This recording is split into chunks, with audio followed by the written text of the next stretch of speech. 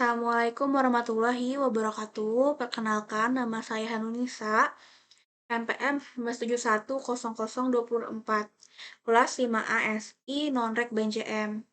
Di sini saya akan mempresentasikan mengenai evaluasi IMK atau interaksi manusia dan komputer untuk tugas interaksi manusia dan komputer. Yang pertama, evaluasi. Kegiatan evaluasi merupakan sesuatu yang sangat penting karena desainer dapat mengetahui apakah karyanya berguna dan diinginkan oleh user.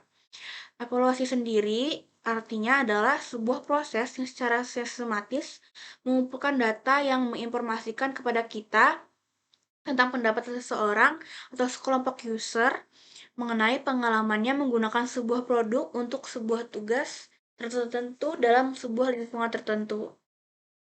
Lalu, mengapa evaluasi dibutuhkan? Evaluasi tersebut dibutuhkan untuk memeriksa apakah user dapat menggunakan produk tersebut dan menyukainya.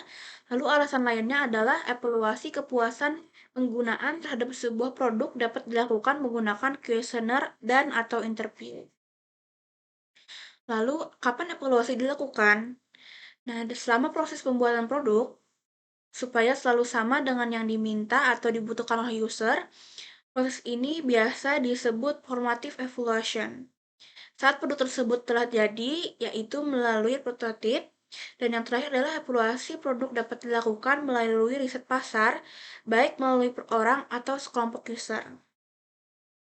Lalu di sini ada paradigma evaluation. Ada 4 paradigma ini. Yang pertama adalah quick and dirty evaluation, merupakan umpan balik berupa keinginan dan yang disukai dari user atau konsultan yang disampaikan secara informal kepada desainer tentang produk yang dibuatnya. Lalu yang kedua adalah usability testing, merupakan evaluasi menggunakan kuesioner dan wawancara kepada user tentang kepuasannya menggunakan sistem tersebut. Lalu yang ketiga adalah field studies. Berbeda dengan usability testing, evaluasi ini dilakukan di lingkungan asli di mana user bekerja. Hal ini bertujuan untuk meningkatkan pemahaman tentang kerja user secara alami dan bagaimana teknologi tersebut berdampak kepadanya. Lalu yang terakhir mengenai paradigma evaluation adalah predictive evaluation. Didasarkan pada pengalaman seorang ahli dalam menghadapi user dan biasanya hal ini dijadikan patokan untuk memprediksi masalah-masalah menggunakan penggunaan sebuah produk. Lalu di sini ada 5 teknik-teknik evaluasi. Yang pertama, observing user atau mengobservasi pengguna. Lalu yang kedua, asking user their opinion, menanyakan kepada pengguna tentang pendapatnya buah produk tadi. Lalu yang ketiga adalah asking expert their opinion, menanyakan kepada sang ahli tentang pendapatnya tentang produk yang digunakan. Lalu testing user performance. Jadi user menggunakan produk tersebut. Lalu yang terakhir adalah modeling user task performance to predict the efficacy of a user interface.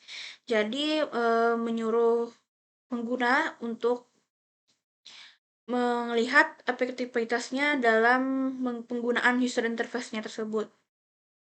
Lalu hubungan antara paradigma dan teknik evaluasi. Salah satunya adalah di tabel ini ada tekniknya.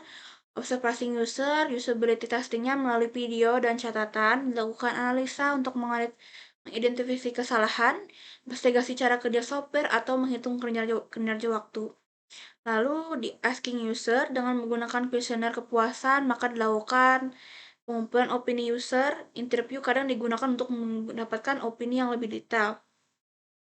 Untuk teknik asking expert sama saja seperti usability testingnya dengan asking user. User testing dilakukan di laboratorium, modeling user test performance juga dilakukan di laboratorium. Lalu di sini ada skala Likert, merupakan suatu skala yang cukup banyak digunakan untuk menggunakan evaluasi. Menggunakan ukuran skala mulai dari 4 hingga 7. Lalu di sini ada contoh evaluasi. Di sini mencontohkan website dari Udinus. lalu diberikan penilaiannya seperti ini.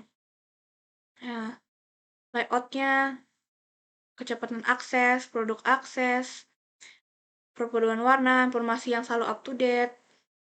Lalu dari hasil tersebut, maka secara keseluruhan, pendapat para evaluator adalah netral karena nilainya 3,76.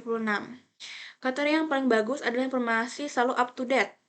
Sedangkan yang harus mendapatkan perhatian lebih adalah kriteria perpaduan warna.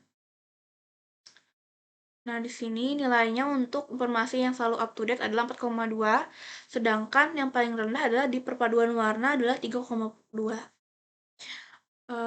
Sekian penjelasan saya tentang evaluasi IMK ini.